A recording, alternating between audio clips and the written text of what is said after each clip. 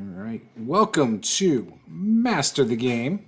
I am Juice, and I am here today with my good friend Bill from Roll Stats, who is one of my patrons. And I am also here with Dave from Tactical Tokens, who is also one of my patrons. This is something we're going to probably be doing, I'm assuming every Tuesday, but maybe every other Tuesday with any patrons at the $10 tier or higher that are interested. And yeah, we're just going to talk, have a good time, and answer questions, all that good stuff. If you guys in chat want to get some questions to us, we'll answer those. So with that, Bill, introduce yourself. Sure. So I am Bill, also known as Roll Stats.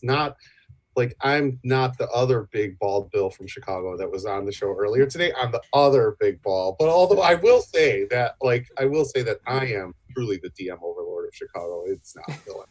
But I'm just actually kind of glad to be here. I do have a channel that I will throw, so it's Roll Stats on YouTube, that I will throw a video up on every once in a while, but I'm the first one to admit that I'm not super consistent with that. I'm kind of just here to support my favorite RPG YouTube creator, Juce. So yeah, if you guys aren't subscribed to his channel, not to mine, because you're not going to really see anything. Go subscribe to his too. If you're not subscribed to Juce's channel, you should do that right now. So I'm working on him. I'm going to see if I can get Bill doing videos again. Don't worry. I'm trying. I've been trying for a couple months. Yeah, Billy should.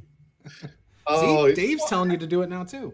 It's hard to find the time. I honestly, it's just hard to find the time. So I understand. With that, let's jump on over to Dave from Tactical Tokens. Howdy, I'm Dave, as you said, from Tactical Tokens. Online, some of my circles, I'm known as Tactical Dave. And yeah, owner and operator, founder of Tactical Tokens. I made this last minute just to commemorate this live stream here. Nice. And cool. hopefully that shows you a little bit of what we do. We just make these little game tokens that are wet and dry erase safe. You can write whatever you want on them. So today I wrote Master of the Game and a nice D20. It's my first time trying to draw a D20 on a flat surface. That's hard. There's like a tutorial on Pinterest that I found. It's like just a bunch of series of triangles. It's like, do it here, Yeah. then do this, and now you've got a D20, and it comes out perfect if you follow their steps. I did not follow their steps, and mine did not come out perfect. Right. That's worth a video. That's one of those Pinterest fail videos. So yeah. Thanks. Yeah. We're just waiting for Bill to make it. Touche. So, Bill, you caught our stream today with the other Bill from Chicago. Yep. You liked it? Yeah, it was fantastic. So I and I'm not. This is not me just like patronizing you here, right? Like, I am shocked at the quality of guests that you have on your streams all the time, and B, just how good they are, but also C, why you don't have 1,000 people in your live streams is beyond me. Because Seriously. You have the greatest guests, the greatest streams. I don't know. It is my purpose in life. This is why I'm here, right? Like, this is why I'm a patron. It's my purpose in life to make sure that you get the credit that you deserve on YouTube. Like, really. So I appreciate that. It really was. It was fantastic. It was a great stream. It was informative. You guys touched on a lot of hot take topics that, like, hey, kudos, good for you, right? I would be afraid to touch on those topics, but it went really well, and it was a great discussion, and yeah. I learned a lot. So yeah, I thought it was great. Sure. Yeah, one of the things I am proud of about myself is I don't avoid hot button issues. Right. I've had guests that are from the trans community, the gay, bi, all that stuff. And I'm not afraid to discuss that with them, and inclusion or any of that. Or like today when we talked about the statement from D&D, about orcs and stuff like that, and the Curse of Strahd, which came up in my Saturday game because Luke from the DM Lair had no idea that Wizards of the Coast was going to rewrite some of their books and stuff like that. So I would say that that's not surprising, but well, Luke doesn't. So Luke is an awesome YouTuber. Right? He's got like 60,000 subs. Yeah. His live streams have over 100 people a lot of times. Like, yep. He's very knowledgeable about D&D, but does not consume a lot of content, right? Right. He's just putting out content with what he knows, and kudos to that. Oh yeah. In fact, and I do want to plug his streams because his streams are very entertaining. He gets into like, and Tactical Tokens knows this. He'll get into like a rant about like the module, how it's written and stuff like this. Oh, I live for that. Oh yeah, his rants are legendary almost. Well, his stream will actually invade your stream on Friday every once in a while. Like when they end, they'll right. So Yes. So, Dave. So, can you tell us more about your tokens? Like, how do people get them? Like, what different sets do you offer? Things like that. I'm curious. Well, just recently we finished. I think, let's see, at the end of May we finished what was our second Kickstarter for our blank line of tokens. So 1 inch all the way up to 4 inch. So you can get your small, medium, large, huge, gargantuan. You cover all sizes. So at the moment, the best way to get them is head on over to Kickstarter. And even though the Kickstarter's finished, the button there says pre-order, and you can takes you to Backer Kit in the pre-order store. But as early as this weekend, tacticaltokens.com, our store will be back up and running full speed. And there, we're probably going to focus on the blanks because that's the most versatile of what we offer. Whatever you need, you just write it down. But eventually, we might get back into the printed tokens, our bread and butter from the beginning. But yeah, for now, Kickstarter.com, Tactical Tokens, or TacticalTokens.com will also take you there. Those are the best ways to get them. But it'll be a little while before we ship out new orders because we gotta honor our Kickstarter backers first. We gotta get them out of the way. Yeah. I the first time I think I saw your stuff was on Luke's channel. He did a giveaway for you guys, and those were the clear ones, or were those ones with his logo? Well, I think we've given the Luke at the DM layer maybe a few thousand tokens for his giveaways. Most of them are the printed tokens. Some of them are the blanks. We gave him way too many with his logo on it. He was like, I'm never going to be able to give these away so much. He hasn't given me any, and I DM for him. So that's I can change that. Send me your address. I'll send you. There you go. We could get some Master the Game tokens out there. Well, that'd be cool. Like one of the ones we like to make for brands and other ones is like a D2. It's just a token. So it's just like a coin that you can flip. So we'll put, like a heads design on one side and tails design on another. So that'd be fun. We got to hook you up. There we go. So one of the things I think is cool, because I have looked at your site. It looked like, if people want to order pretty much all of them, right? Like all the different sizes, it's like $20-something, I believe, for the whole set. Is that correct? Yeah. So once we launch the site, our pricing is going to be similar to the Kickstarter, where it's like $10, $20, $40, and $80 about. And about $40 will get you the whole package, every size, every color. Thanks to our backers on Kickstarter, we ended up with 12 different colors. Mm-hmm. Now, the colors were a real popular thing. We had this whole debacle and debate about pink versus purple that was a headache, but discovered purple is much more loved than pink, at least in our little circle. But yeah. Yeah, it looks like they stick together too, so you can like stack them and they stick well. Yeah, that's one of my favorite things. So I'll actually end up making like, I don't know, erasable terrain sometimes in my sessions. Oh, cool. So it's like, oh, here's a bush or here's a tree you can climb in or something like that. Yeah. Awesome. Yeah. I'm sure we'll talk about it again sometime because I'd love to have you on as one of my Tuesday or Thursday guests. Bill, you were going to say something? Oh yeah, I was just saying I'm actually looking at it on Kickstarter as we're talking about it. Yeah, and you can hold like 100 tokens in a little 6x4 bead box, right? So it's it's really easy to carry them all around. It's kind of like, it's almost like Roll20 on in your pocket tabletop and not a virtual tabletop is the best way to describe it. So yeah. It's Roll20 in your pocket. Yeah, right. Can I steal that? Sure. 100%. If you want to quote me, that's cool. If you don't, no problem. Well, yeah. But no, I'll probably quote because I don't know if we can use another brand. Oh yeah. It's like a virtual tabletop in your pocket, but Yeah, not. right. Are you We'll happy? play with it. Are you happy to see me, or is that a virtual tabletop in your pocket? Oh, jeez. Leave it to Bill. Yeah, I hope that one doesn't catch on. Sorry. Not right now. That's a dangerous slope to go down. Yeah, true. Someone was saying that Luke's rant recently was legendary. I'm assuming it's based on what we already talked about, the Wizards of the Coast thing. If you want to hear my take on that, go and check out the stream that we had earlier today, where we had some good questions about things like that and inclusivity and things like that. So obviously we've got all sorts of different people here. So I am not an old school gamer. Bill is. Dave, what about you? What are some of the games you like?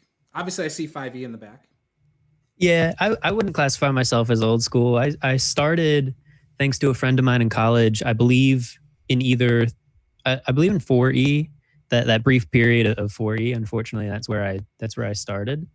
Don't Don't ever admit to anyone that that's where you started. I'm just well, I just did it. I just did it publicly online, and no version shaming. Agreed. and then like after that first campaign that lasted like the summer in between semesters, I just kind of fell off. Graduated college, got a big boy job, quit, left the country, came back, and then the minute I came back, that was at kind of the beginning of the rise of 5e. And a lot of my friends were like, "Dave, you'd make a great DM. You should DM." I'm like, I don't know. And about another year later of getting nagged to finally DM, that's when I fell head over heels for 5th edition Dungeons and Dragons. So 5th edition, relatively new school. Yeah, it's a good game. I started with Pathfinder. I started with Palladium Books, and then in 2010 I met my wife.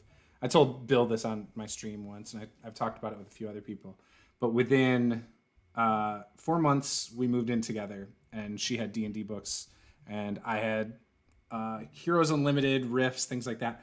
And I said, "Hey, can I put my books on your shelf?" And that's when we discovered that we both liked RPGs. We had no idea while dating. Nice. And so she then ran my very first D&D game for me of 2nd edition, and then I ran some Palladium. Needless to say, we started playing D&D, and then I got into Pathfinder, and then 5th edition. And now I'm going back towards Pathfinder 2nd edition. I kind of like what I'm reading so far. I haven't played it yet, but I think I'm gonna like this game. Have you branched out from D&D into other stuff? Oh, sorry. No. Well, yeah, after me, Bill, I want to hear what you had to say. But in terms of the games I've played, I've only branched out a little bit. My favorite other system's probably Dread, where you play with the Jenga tower. Yeah. I've DM'd that a few times and played it a few times. I've made some slight modifications where I get like a baby Jenga tower for less death-defying decisions, and that seems to work out really well. I played a couple games in the system of Toon, where you take the role of basically like a Looney Tunes character. I absolutely want to play that again. That's just crazy. Other than that, Pathfinder, Starfinder, yeah, made a few rounds, but I feel like I need to get out there more. Yeah. What were you gonna say, Bill? Well, I was just going to tell you how I was as old as Dirt and where I started, but something more interesting has come up. In the vein of Toon, right? Like, it completely amazes me that no one has made a Scooby-Doo RPG game. Like Scooby-Doo was meant for and made for RPGs, right? I have a theory. Okay. It's too expensive for the IP. Yeah. Well, but if Looney Tunes can become an RPG, that's got to be at least, if not more expensive than that's Warner Brothers, right? Barbera, right? Like, so yeah. Yeah, that's Warner Brothers. Warner Brothers owned Batman for a while, or at least the rights to the cartoons. I would love a Scooby-Doo RPG. That'd be great. I would run and play a Scooby-Doo RPG. In fact, I may write a Scooby-Doo RPG. You should. Yeah, yeah, I would play a lot of one shots of a lot of things, including that. That would be a perfect one shot thing because it would be episodic, just like yeah, the yeah. cartoons. That would be a lot of fun. Oh yeah. Oh, it'd be like a weird version of like Monster of the Week. I forgot I played that one too. I have not played that, but I have somebody on my Discord who talks about it a lot. It's a Colonomicon. He does some stuff with Encounter Roleplay occasionally. He talks about Monster of the Week and what is it? Is it Powered by the Apocalypse? Is that the system for it? Yeah, he talks about that stuff a lot. I've never played it. This would be Mystery of the Week. It would be goofy slapstick Call of Cthulhu, basically, is what it would be. Like, True. Yeah, why don't you just use the Call of Cthulhu system and just goof it up? That's what I'm saying. I think, right. Well, that's actually kind of interesting that we're on that. So I've talked about this before too. What is the one IP that you guys want to see as an RPG? The one I'll start with is Final Fantasy VII, and I think you could do it in some kind of variation of Pathfinder really well, personally. You just have to implement like a magic system based around stones that you input into your weapons, and it has to be pretty over the top, I would say. Like you'd have to have summoners and things that boost you and all sorts of cool stuff like that. What about you, Bill? So if I could pick any, the one that I wanted to be done has already been done, and that's Blade Runner, and it was done way back a long time ago, but it sort of died off. But it was phenomenal. If I had to pick one now, I think it would be The Matrix, right? Like if I could have an RPG game based on The Matrix, I think I would play the hell out of that. So I was thinking that. Yeah. Like when they were coming out with the movies, which I'm super excited for 4 to come out. They did a whole bunch of like, they did augmented reality stuff. They had a website, a video game, the comics, the animated series. Like, I feel like, especially now in 2020, the next logical step is that tabletop and like connect it to the story. That'd be awesome. And I feel like you could use the Shadowrun system, right? Like it's Shadowrun basically, but you just have to tweak it a little bit and update it. I don't know. I think that would be a great game to play. So I'd play the hell out of that. Yeah. I would definitely play that too. That could be a long campaign. Yeah, That'd be great. Like you're just basically your adventuring party is one ship, and like you're jumping in and out, like you know. And you could do stuff in the real world and the augmented world, and your abilities are completely different in both. Exactly. I think it would be a great concept. So yeah. Oh yeah, would you have like 2 character sheets of like here's your real world self and here's your Matrix self? Maybe you just have like strength 10/40 or something. Exactly. Yeah. And so then your abilities are like sort of, they're either augmented or based on your downloads, right? So like, you know, once you go sit in the chair, get plugged in, and then, you know, I know Kung Fu, right? Like that's like, I just think that would so you said it's Shadowrun, but I feel like it could also be like a version of like Eclipse Phase or something. Yeah. Which is a free RPG, I believe, if anyone wants to download that. It's very customizable for character creation. It's basically like you wear a sleeve. Like your character is just like your conscience, and you can jump to different sleeves.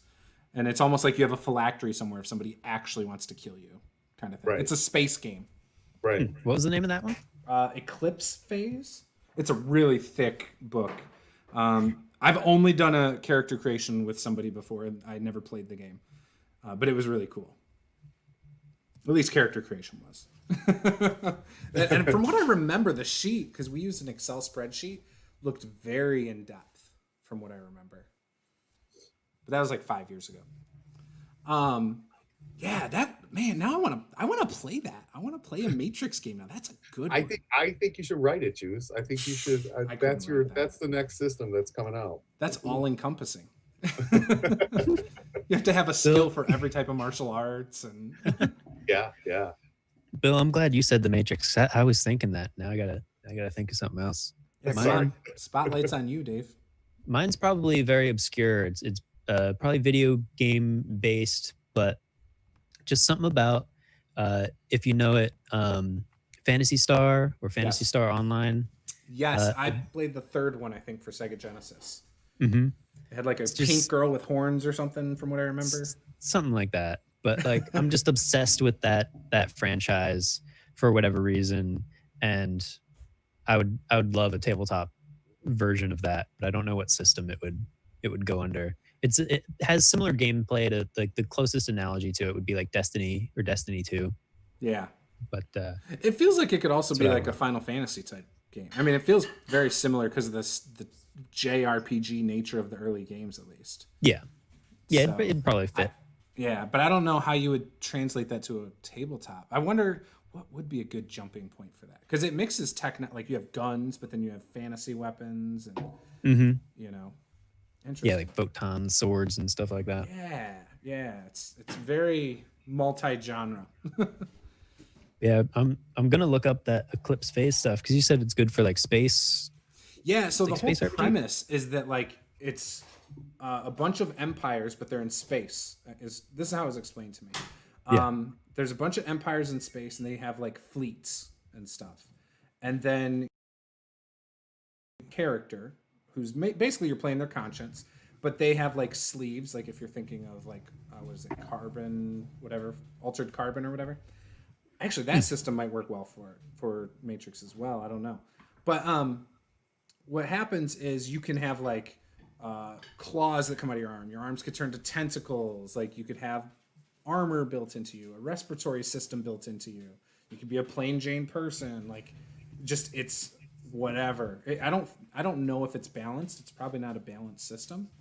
But then when your sleeve dies, you jump back to your original body, and then you put yourself into a whole nother one. So you're never living in your actual body. You're always living in one of these exosuits. So have either of you guys played like GURPS or the Fate system? Like sort of one of the universal. No. Could you apply one of those universal systems? You know what I mean?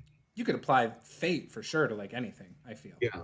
Because it doesn't have a ton of stats, if I remember right. It's more like these are my traits, right? Right. Yeah. Yeah. Yeah, I've never had the opportunity to play Fate or GURPS, but I've looked through and messed around with their. Yeah, and then GURPS, from what I've heard, is very in depth, very crunchy, right? So I don't know. I haven't played GURPS or Fate. What? You haven't? Neither. No. Dude. No. I could have swore you'd played GURPS. I've never played GURPS and or Fate. I've never played a universal role-playing system ever. You've been playing RPGs in 5 different decades, haven't you? Yeah, since 81. Nice. Yeah. Wow. Almost 6 decades. Yeah. I did not call him out. So he hasn't played a game that is notorious for the like 80s. Anyone who's played since the 80s has played GURPS. Except for Bill. It never, because GURPS never actually appealed to me. I didn't necessarily like the idea of a completely universal role-playing system. To me, that seemed like a lot of work, right? Like I didn't want to put that much work into it, right? So yeah. See, I feel like all games could be, with some tweaking, any type of game. You know? Yeah, valid. Like D&D, everyone's like, oh, well, why? Like Dave from Nerdarchy always tells me, well, if you're going to play a game, why, or going to make a game, why, since there's already a system out there for it? It's like, well, people like different systems or different feels, so that's why. And like, he'll be like, yeah, but there's a better system for it. And it's like, well, if you think about it, like 5e, for example, is a great high magic game.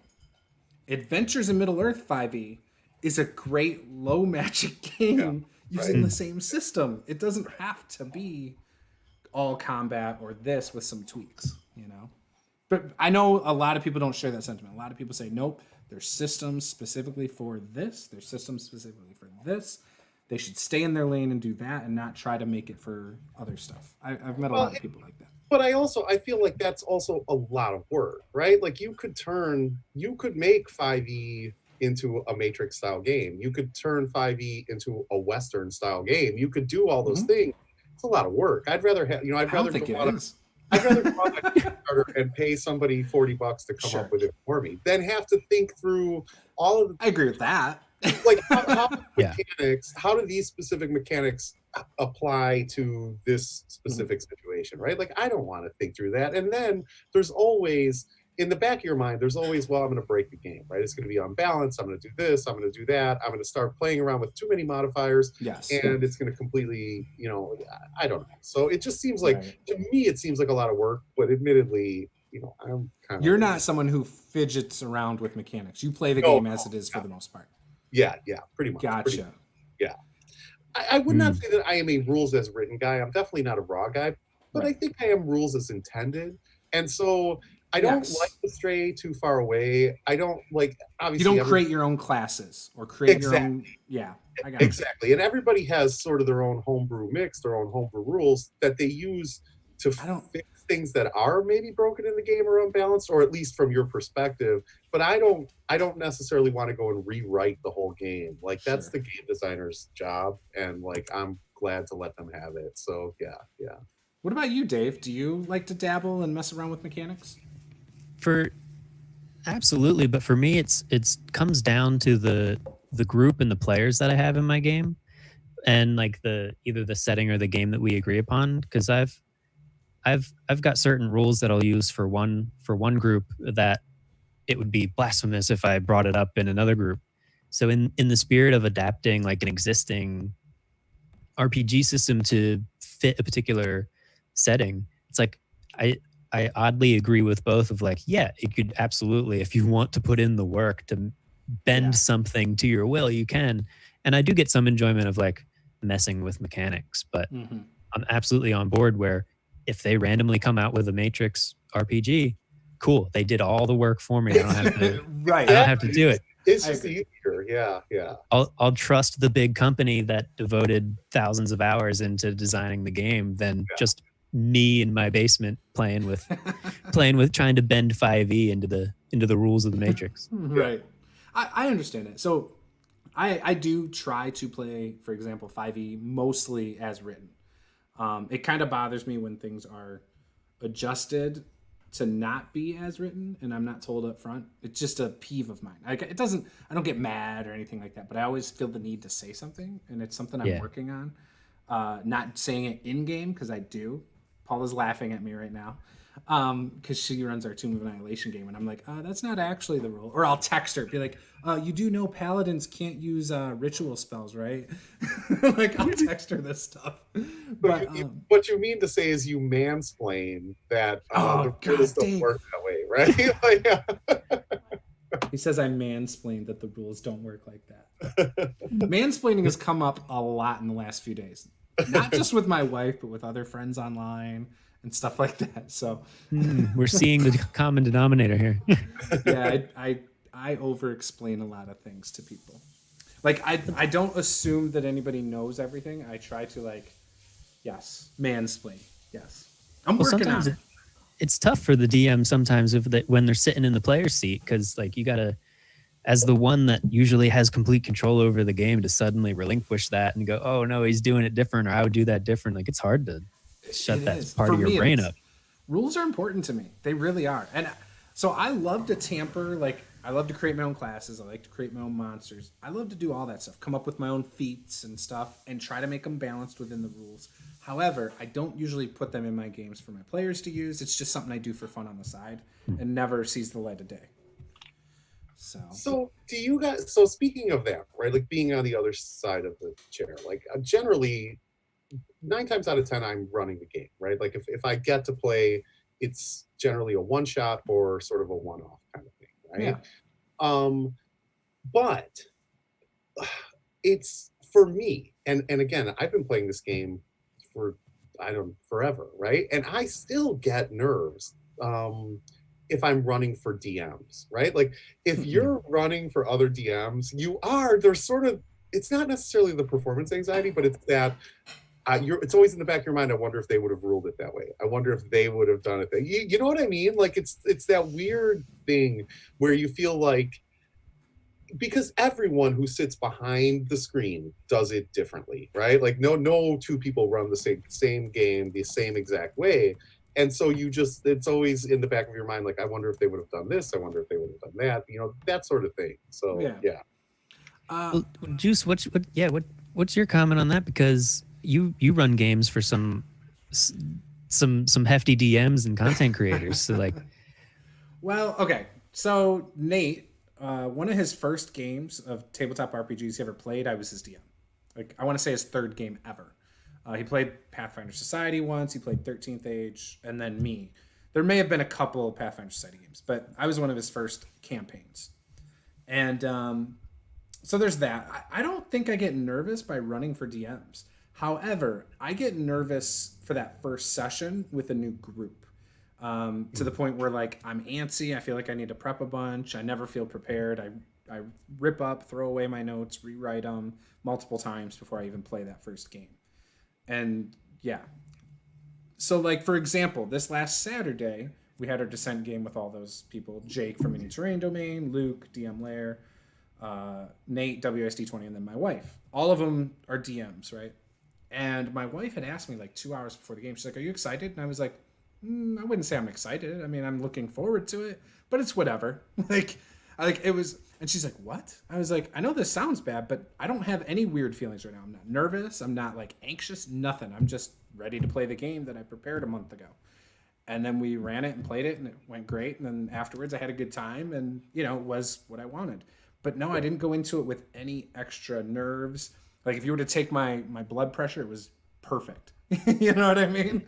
Like, that's not normal though. I mean, I do go into some sessions a little nervous about like, hey, is this going to be a good session sometimes? But I'm running a module, so I'm not as worried about that.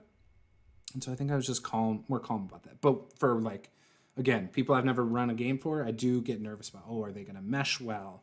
Are they going to work with my style?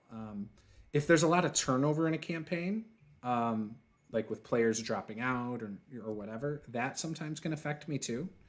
Because I also have noticed when I run campaigns, if, for example, my Forgotten Throne game, we started with 4 people.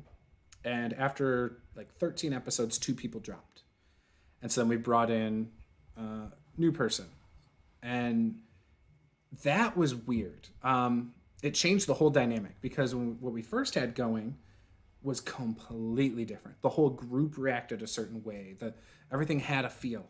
Once those 2 left, it just changed it. Like the ideas I had for the campaign went out the window almost. Like I started thinking, I should probably change the direction of where things are going and how they're supposed to unfold or whatever.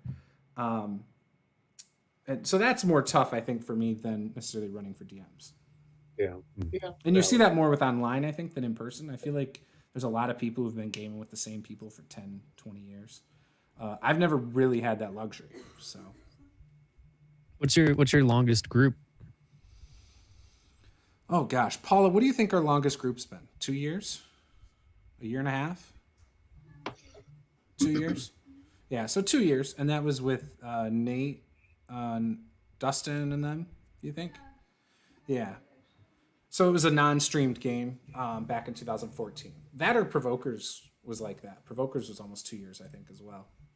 And then other than that, games that I've run the most sessions for, I would say about 20 sessions is probably the most I've ever run for a group. I've never completed a campaign as a GM. Wow. Yeah. So that's something I want to fix. But, I'm just going to have to run shorter campaigns. That's one way to fix it, yeah. Like the campaign, Descent into Avernus, we've been going since October. And we're only like 8 or 9 episodes in. That won't be done for a decade at our pace. That's going to take a long time. Well, here's to the next 10 years. Right? Sub now. Catch up now before, the backlog gets to be too many videos. We also only play like 3 hours a session, so. I can't really tolerate much more than 3 or 4 hours a session. Is that in person too, or just online? I think. Well, I don't know. I haven't played in person for quite a while, so I feel strange commenting about in-person games. But at least online, like, about 3 or 4 is kind of my limit before I'm like, okay, I'm ready for something else. I like that 2 to 3 hour sweet spot. You can get into where you want to. At least as a player. As a GM, I find it hard to condense a good progression in that time. Yeah. But as a player, you get me 2 to 3 hours. Once we get over 3 hours, I usually start to tune it out. So my current in-person group has been going on 12 years. Dude, that's awesome. It's been going on 12 years. And we regularly do 6 to 8 hour sessions. Like we used to. I think we've gone 12 hours. Like, I mean, like, I can do it in person. you lose track of time. Well, you legitimately lose track of time. So Well, you're not playing the game the whole time. yeah, exactly. You're getting up for snacks. You're hanging out, talking about their job or whatever, Right. TV shows. Yeah, yeah. I agree. I mean, when we would do in-person games, we would meet up at about 7, I think, maybe 6:30. We'd eat dinner together, and then we'd play, and then we'd take a break, and then we'd play probably till like 11 or midnight. So we'd probably go for 5 hours, with 3 or 4 being the full game time. Yeah. And the longest session I've done was actually my wife running Tomb of Annihilation. We started at like around noon, and this was New Year's a couple years ago, and we played till like 11 with a lot of interruptions because all of us had kids. We were all in one house together with all of our kids. It was a big house, but it just was not straight through at all. But it was fun. I didn't feel bored. Yeah. My wife felt underprepared for it. I think that's why we ended too, because she's like, and that's all I got prepped. Right, marathon sessions like that, you have to be able to improv, right? Like you can't. It's Tomb of There's Annihilation. no way. You're in a jungle, so you could just throw random encounters like crazy for 3 that's true. hours. Yeah. But yeah, I agree. Yeah, especially if you got a good group. Yeah. So it sounds like I might be the only one who's never finished a campaign. Have you finished a campaign, Dave? Yeah, just recently, actually, I'd say.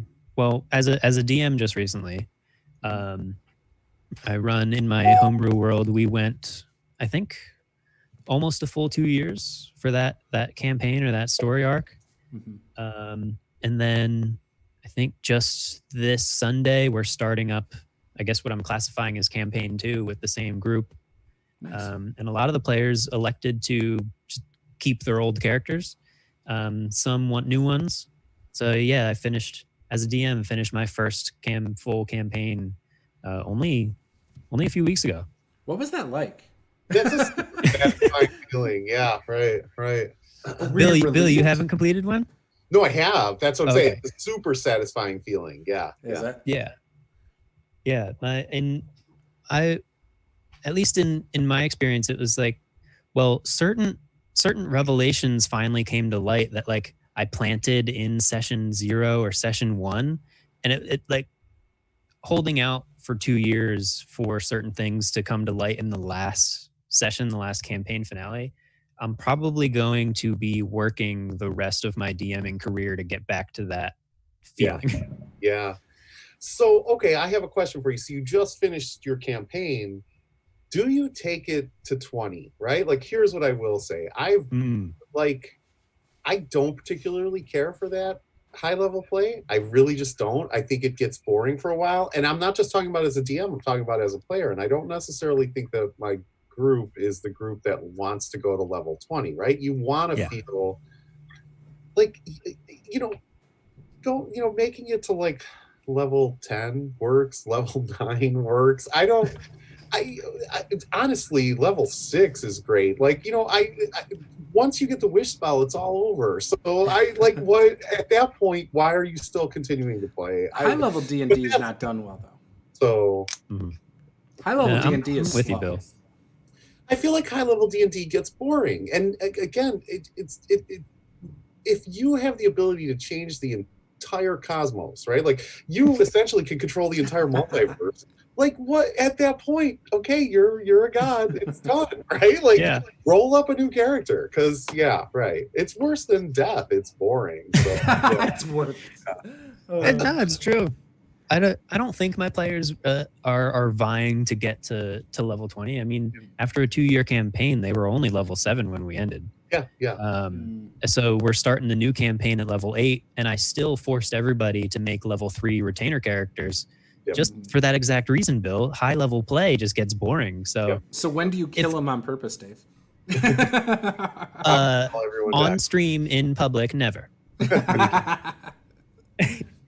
Privately, I'll give than me. No, I'm just kidding.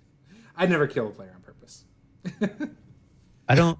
On purpose. Yeah, I don't think I have. No, I have killed a player on purpose. Actually, now that I think about it, Bill, have you killed a player on purpose? Player character. Don't admit to player murder. character. Sorry. Player character. No, right, a character. So here's what I'll say. I don't know necessarily that I've killed a character ever on purpose, but let's just say that there have been characters that I've been less than sad to see go, right? Like I guess is what I'm saying. Yeah. Have you ever targeted a character on purpose? Well, that's what I'm saying, right? Like, okay, like I don't. Again, it's not necessarily on purpose, but it's almost subconsciously.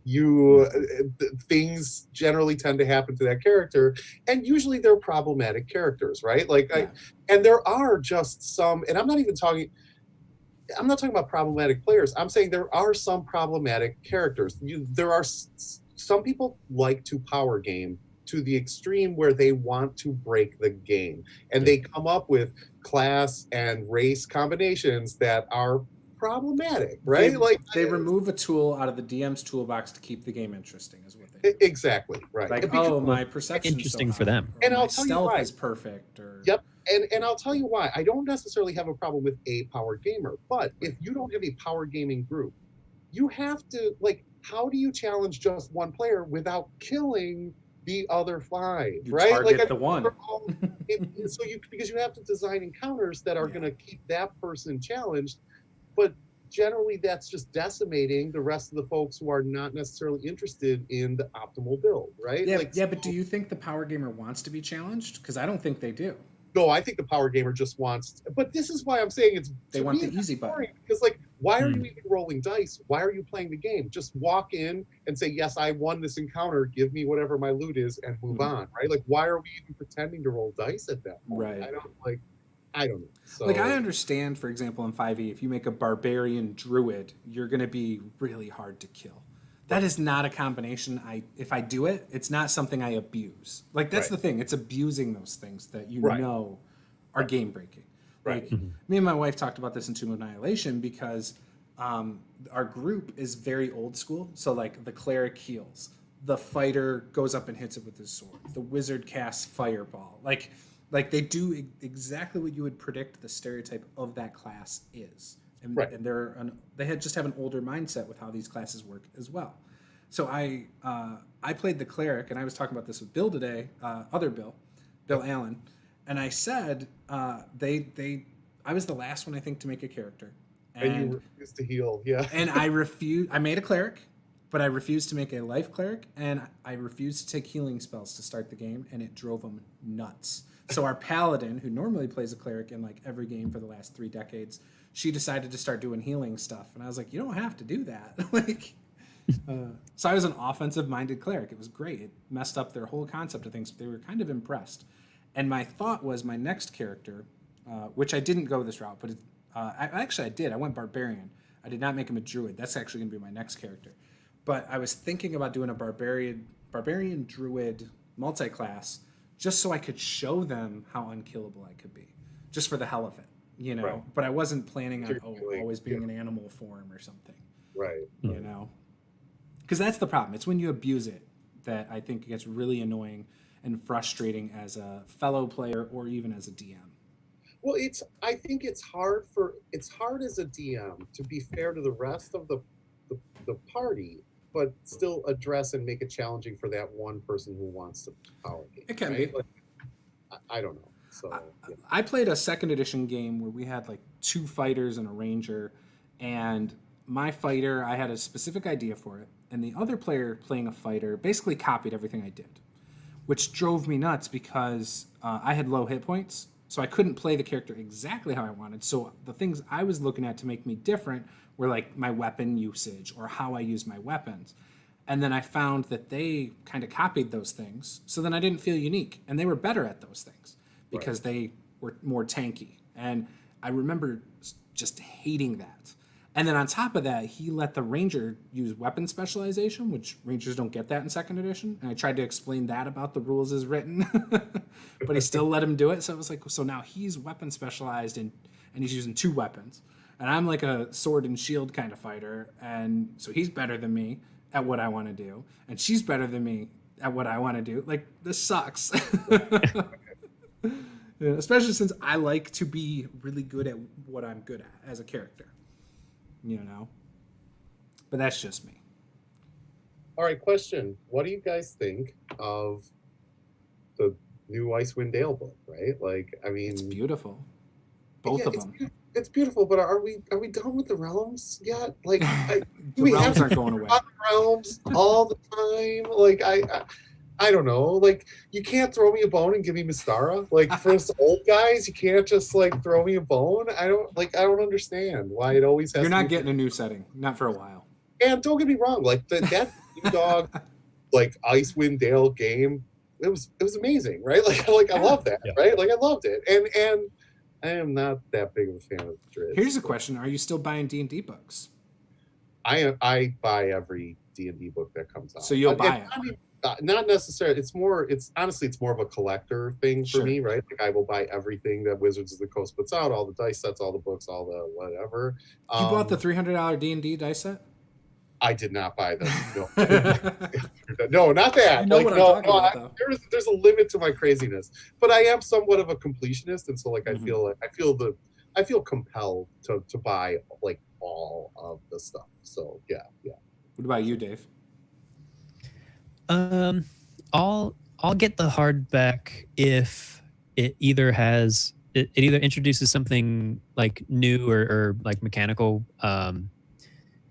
races, class, feats, that kind of thing, new spells, items. In terms of like modules or certain adventures, I'll get them if I discover they have something like stealable that I could implement in my game. I don't necessarily run the modules, but I'll read through them and be like, I need to take this entire chapter or this town and just change some names around and add it to my game. So I don't think I'm going to be pre-ordering Icewind Dale, but from what I've heard from it and what I have read so far, I'd be surprised if it doesn't enter my collection shortly after publishing. Yeah, I think that comes out September 15th. So we got like 3 months before we see it. So my thought right now, I've kind of slowed on buying Wizards of the Coast books. Just, I'm not tired of the system or anything like that. It's just, I don't run a lot of modules like you were saying. I do, Bill, I 100% relate with wanting to own all of it. Like the Tyranny of Dragons special edition cover, I have both Rise of Tiamat, Horde of the Drag Queen. I'm like salivating over that book because it is so beautiful. I want the special edition. Yeah, you jerk. Anything, but that Hydro, oh man, that cover this is a beautiful book, right? It's one of the most beautiful books ever. Yeah. Just like the Descent to Avernus. I'm not a fan of Hot DQ at all, right? Like Horde of the Dragon Queen was awful. It needs a lot of work to make it a good game. Yeah. So there's a lot of stuff I liked in it, but there's a chunk of that whole module from both like end of the first book through the second book that I'm just like, this just doesn't work for me. It's filler. The thing, so I am somebody who would love to have every single 5e book, both special edition and regular cover. Special edition just to display, and regular just, to use. And it's not happening. I'm not going to own 2 of every book. In fact, the only one I have multiples of is the Player's Handbook. I got 4 regular ones. I don't have the special edition box set, which I wanted that too.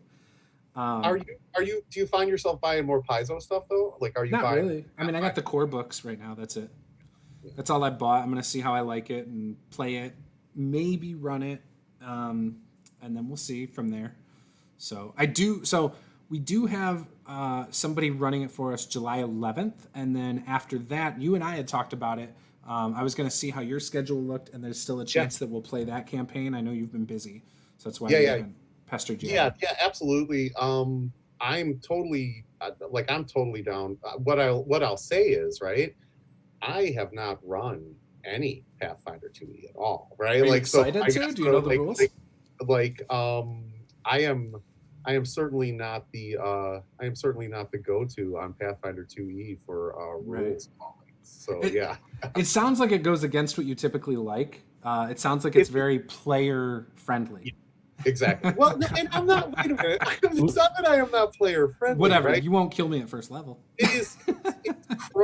It's crunchy. It's honestly doesn't have anything to do with how gritty it is. It's crunchier than I particularly care for. Like I actually, It's not as bad as first edition. I'm looking more for That's like good. rules light. I'm looking much less at Yeah. additional rules to 5th edition. I'm looking for something lighter than 5th edition. So Right. yeah. Oh, you're looking for something lighter than 5th edition?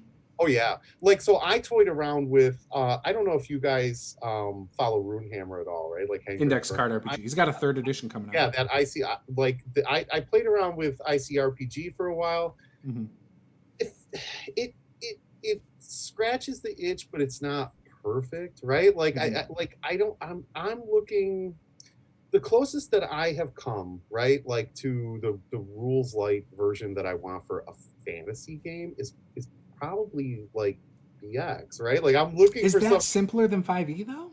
Oh, it's way. You don't have. I thought it had like situational modifiers and all that garbage. No, we're not talking about first edition, right? We're talking about It's a basic. simplified version of first Right, edition. exactly. So the Beckme rules. Certainly think the Beckme rules. It's not advanced Dungeons and Dragons. Gotcha. It's the basic one that ran parallel.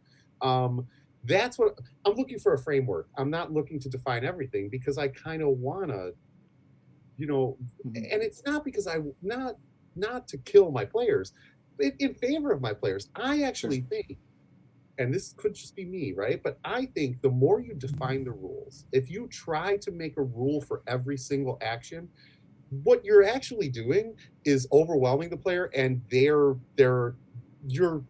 lessening their creativity. Whereas if you just have a framework, you're Mhm. forcing them to be creative, to come up with some way to make it happen. I really have found that to be the case, and I believe that. But So what do you think about the action? Because I feel like the simpler a system gets, the less customization of characters you have.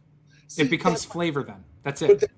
But that's my point, right? And it is flavor, but it's okay being flavor. What I'm saying is, so if you're talking about just like sort of Beckme, basic expert, Yeah.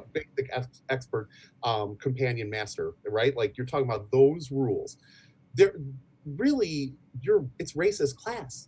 It's a fighter. It's Sure. not even it's a magic user. There's no sorcerer. There's no wizard. It's magic user, How many right? classes are there? Like 4 or 5, right? Exactly. So I couldn't do it. It's less than what I want. I want more. So what I'm saying is, so like there's no barbarian. It doesn't mean you can't be a barbarian, right? Like you're a fighter and you act like you role play as a barbarian. The choices that you make, the way that you act out your character, the way that you role play is what makes you nothing. But mechanically, it's all going to feel the same. Nothing upsets me more than people who say, well, there's no like one fighter is the same as every other fighter. Yeah, That's what I'm saying.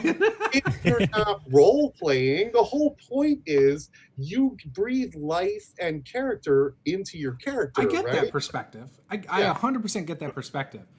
For me, it doesn't satisfy me. I do want the rules different. I don't need a ton. Like 5e has satisfied me for 5 years thoroughly. And I feel like I'm at a point now as a player. Mechanically, I've played every kind of character I want, except my wizard mountain dwarf. Yeah, that is the only thing. We're all still waiting to see you play a wizard. So yeah, right. I've never played one, and that's the only way to do it is if I can martialize it with some medium armor and a battle axe. yeah. That'd be cool. Yeah, and it's doable at first level. So Dave, where do you stand? Rules light, rules heavy. Where do you stand on that debate? I've often contemplated like ways to have less rules in a particular system, and I've even run or introduced like really quick one shots or sessions at like parties with people who have never played any type of tabletop RPG before. And usually if they have a D6 or even a coin, like you could, ignoring the character creation, you could, as long as you have something random to roll against, you could basically use no system for telling a story at the table, where it's if the person describes what they want to do and you pick an arbitrary number in your head based off of what randomizations you have. Like if it's a D6, you go 3 and above is a success, and they roll, and you just narrate what happens. So I've always been in favor of rules light, but I understand that need to have like an option sheet when you're creating your character of like what can I pick from? Like it's almost the constraints of the system allow you to be more creative because it kind of gives you like Yes. ideas. Yep, That's how I feel about Pathfinder. totally get it. Yep. Like I just said in the chat, like that's how I am. I want 5e rules because that's like the right amount of light to me. But I want Pathfinder 2nd Edition customization where I can take a feat that allows me to do something really cool mechanically that I can then add the flavor to, rather than I'm always just hitting it with my sword and describing it differently. I don't necessarily, but I guess what I'm saying is I don't necessarily think that you need a mechanical feat to give you that. Like you can describe your actions. So any feat that you can conceive of, you can achieve, right? Like I guess I don't understand why you need a feat like to define your character. And we're saying those options, those that's what defines your character. I think you define your character. It's not that you're getting a feat. It's what the feat lets you do. So in 2nd Edition Pathfinder, for example, a feat can let you hit more than one enemy once per day or once per whatever, right?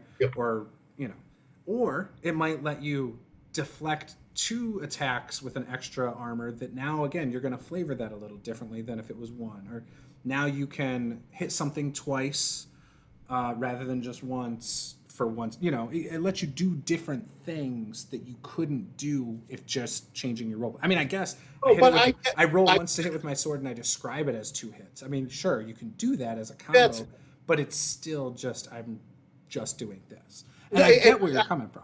I completely get it. I guess what I'm saying is you can narratively accomplish the same thing. It just, I guess it doesn't feel, what you're saying is it doesn't feel real enough if it's not a mechanical. 100% how I feel. Yep. Yeah. I didn't mean to cut off Dave. I'm sorry. You were saying something. Yeah, I apologize.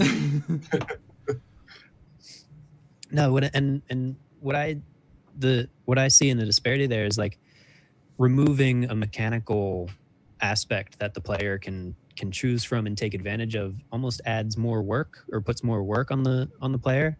And sometimes if I'm playing, I just it's depending on what the day was or what my week was like, I just need I'm not ready to come up with how my guy attacks or like, but if I read this feat and like, oh, I can do this thing that sounds awesome, I'm gonna do that. I'm gonna do that. Right. It's like the difference of having, like if I'm hitting something 20 times in a game session, I want something mechanically that's going to let me switch that up, not just my description every time. It's hard to come up with 20 different descriptions. Whereas if I've got 3 different types of attacks I can do, like I guess that's why older editions I probably would have preferred a spellcaster more than a fighter, but fighters are my favorite class, so maybe that's why I like what I like. Yeah, I don't know. All right. So go ahead. What you're used to, or what, right, your preference. But there's no wrong way to play. So There we go, Bill. Play and let play. Exactly. That's been Bill and I's statement for a while now, where it's play and let play. Because I don't criticize anyone for liking other things. If you want to sit there and just talk numbers and not role play, and you have fun with your group, fine. That's going to be boring for me. Or if you go the complete opposite direction, never roll dice once, and you play 5 sessions of just role play, and you have fun, cool. Again, that's not what I want. But play and let play. Yeah, like I think it's interesting because I do know other people like you, Bill, who like games where it doesn't have a lot of options but the people I've talked to in those situations, they like the control they have over the game. They like the predictability to plan encounters, to do those things. They understand how simple the math is. Like, I know if I throw this many goblins at this, they're not going to die, but it might be challenging. And, that's the big thing. And I hear you say that a lot, is you want to challenge all the players. Yeah, right. So because that's fun for you. Right. It's fun for me, not just as a DM, but as a player, right? Like I want to be challenged as a player. So I think that I try to give that experience to my players because we're all coming at it from our own paradigm, right? We're looking at it through our particular paradigm. and you know, so to me that's fun, right? Like I want to be challenged. I'm not necessarily a hack and slash kind of player guy. I Sure. want puzzles. I want a moral quandary. I want, like, I you know, suck I at want to puzzles. play through those things. And so then that's generally what I give my players. What I'll say is, right, like it's going on 12 years, I have to be doing something right? Like, I mean, Oh, yeah. like at some point you would think that they would have found a new. And there are people that have been coming, you know, there are 3 people who have been there the entire time, Mhm. but there have been other people that have come in and out, you know, over the years. Yeah. You know, like it's just, yeah. So Speaking of which, and maybe this will be our last topic tonight. I like to think of myself as I do like combat. That is the thing I like. I like very epic campaigns. I like to feel like I'm going from this nobody to all of a sudden saving the world. I love those kinds of campaigns. Now, Right. I've never played a campaign like that, but I'm basing that based on what little I've played of RPGs up to like 12th level and video games. I am not wanting to just stop at saving a town. Like I want an epic story I got some exploration. I learned a lot of lore about the world and different areas, had different experiences in that world. And my character grew and evolved both as a character and mechanically. Like Right. that, if you give me all those things, I'm happy. Now, I'm not going to be able to solve puzzles because this player can't play an 18 intelligence character no matter how hard he tries. Gotcha. So puzzles for me are tough. So I'll try to help, but I usually step back and let other people try to do that. Yep. Or even investigation. I usually can't put 2 and 2 together. I forget things even if I have notes. So for me, those things are out. I'll remember characters, I'll remember stuff about the world, and then my own character. That's kind of where I'm at. And so for me, combat is my focus usually. Sure. But what about you guys? How would you describe like your style, what you want out of a campaign as a player or a DM? Maybe because I feel it's the same way as a DM. I like more of that stuff as well.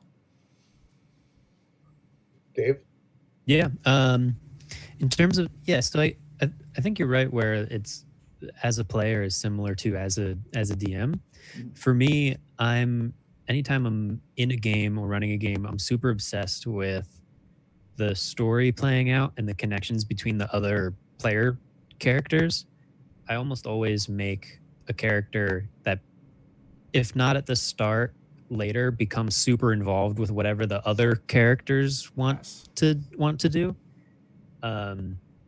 So my main thing is like whatever the story is, I'm 100% invested in what's going on, because I started playing D&D as an escape from here. So like all my favorite movies are worlds that I can escape to. All my favorite books are worlds I can escape to. So like if D&D is a world I can escape to, that's what I'm in. And if there's awesome combat, cool, that's a benefit. If there's awesome role play, that certainly helps. But I'm mostly about like the connections of who I'm sitting with at the table. You're adaptable. Yeah. You're like a chameleon that can blend into his environment. I love that. And mechanically, I'm always that person that's like, okay, what's everybody else's race and class combination? What's left? I'll pick. You're going to play the cleric that, 99% of the time. Surprisingly, I haven't played that many clerics, but like you think that would happen more often. Yeah. Right. That's funny. So for me, I don't. I guess it's not probably not a big surprise, but I am not. Combat doesn't really matter to me, right? Like I guess what I'm saying is, I can go as a player. I could go an entire campaign, and if it's just all political intrigue and mystery and you know, figuring out, not even defeating the big bad evil guy, but figuring out who it is, right? Because it's 4 levels deep, and like, you know, I'm great with that. Like as a dungeon master, I understand that people are in here, they're playing the game to get combat. So I will give combat, right? But it's not necessarily the focus of my game, and it's not what I get joy from, right? I get joy from that intrigue and the mystery, the layer that layers 3 deep. So like Dave, you had said you just wrapped up your campaign, and it was the best feeling in the world to tie up loose ends or to tie up foreshadowing that you had laid, you know, 2 years ago. That's what I get off on, right? Like, so I will drop the vaguest, most subtle hint, and then 6 sessions later, it comes to fruition, and it's like, remember that? Like, and all of these storylines tie together in ways that like are unexpected or that you wouldn't necessarily see coming. That's the joy for me, right? I think it is actually the storytelling for me that's the best part of the game. So yeah. That's funny because now that you say that, I feel like, so I'm a big pro wrestling fan. One of the things I like about pro wrestling is you'll get like foreshadowing of some guys turning on each other, or the twists. You get that sometimes too much in wrestling, right? To the point where it's like, oh yeah, I saw that coming a mile away. I've never really been able to do that in my games because I haven't played long enough campaigns where I've been able to pull the rug out and it's like, oh, that NPC we've been interacting with all this time has been serving the bad guy. Like, I've never been able to do that. That's an amazing feeling. I've written it into my storytelling and planned it. It's just never gotten that far. To see the look of shock on your player's face, like it's priceless. That moment it's absolutely priceless. So yeah. Yeah, I'm gonna have to talk about that when I get off here with my wife. Be like, you need to let me play a longer campaign. Awesome. So with that, I think we've been going a little over an hour. It's been fun. If we're all available next week, we can do it again next week. Otherwise, we can plan for 2 weeks or whatever. And we can talk about that offline. But I do want to thank you guys, one, for your contributions. If it wasn't for that, we wouldn't be getting all these cool little things like these miniature painting handles and stuff. And, I appreciate that. So you guys know, obviously this is a patron chat. These are a couple of my patrons at my second tier. If you guys are interested, feel free to go over there. If you don't want to, not a big deal. We do this for fun, and the money that goes into the channel basically comes out in ways that support the channel, such as mini painting, which we stream, buying new game systems, which I run games for people through my Discord. Haven't started a new one recently, and I'm probably going to hold off for about a month, but I plan on running more one-shots. I'm hoping to try like a one-shot a month with people from my Discord, not always the same people. And I will offer up to patrons first. So that's the other thing. I will reach out to patrons if they want to play. They get in first, and then I will reach out to Discord before I just throw it out wherever into social media land. So with that, is there anything else you guys want to say? Just you should join. You should become a patron from Juce. Like, subscribe, and go to Kickstarter and back tactical tokens. Right? Like, I mean, those are the two things that you should come away from this live stream with, and that like I am truly the DM overlord of Chicago. Like that, those three things. I know multiple DMs in Chicago. I could put a gaming group together. My friend Tom, TP Grant, who I play with, he likes Warhammer and Zweihander. And obviously you, who likes old school D&D. And then Bill Allen, who likes old school D&D and Call of Cthulhu as well. Yep. So we need to get a game with the Chicago guys at some point. I think so. Yeah. I absolutely think so. Yeah. 312. Night. Yeah. Dave, where are you located? I'm located in Jersey, unfortunately. Oh, you're by Nerdarchy, though. Yeah. See, so we gotta get a Jersey game going too sometime, just for the heck of it. Oh, that'd be sweet. I'd love to connect with the Nerdarchy guys. Well, maybe off air I can help facilitate that. That'd be cool. That'd be sweet. Yeah, my only things to say is we need more patrons up in this chat week to week. Roll Stats, King of Chicago. And like and subscribe, guys. Awesome. Thanks. Yes, guys. More patrons in the chat would be cool. Maybe we could even go longer every Tuesday. That'd be cool. Yeah. Because the more people, we got to make more time, right? True. Awesome. What you should do is create a Patreon tier where we get to paint minis with you guys. Like we could do that on Tuesdays, dude. That should be the tier. Yeah. We could do that on Tuesdays. It's just my camera would just be on Paula's mini. Yeah. Which we can all do that. Awesome, guys. Well, thanks again. This was Master the Game. I am Juice. This was Bill. This was Dave from Tactical Tokens, and Bill's from Roll Stats. Game on.